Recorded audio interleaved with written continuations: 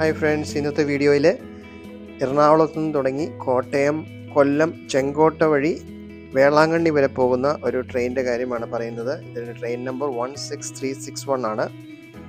ഇത് എറണാകുളത്ത് നിന്ന് തുടങ്ങുന്നത് 1 മണിക്കാണ് ഉച്ചയ്ക്ക്. എല്ലാ ശനിയാഴ്ചകളിലും തിങ്കളാഴ്ചകളിലുമാണ് ഈ സർവീസ്.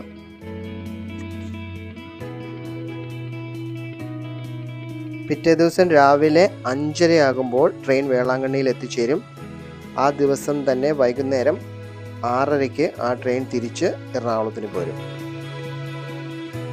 വേളാങ്കണ്ണിയിൽ നിന്നും ഈ ട്രെയിൻ ഞായറാഴ്ച വൈകുന്നേരം 6:30-ക്കും ചൊവ്വാഴ്ച വൈകുന്നേരം 6:30-ക്കുമാണ് എറണാകുളത്തേക്ക് സർവീസ് നടത്തുന്നത്.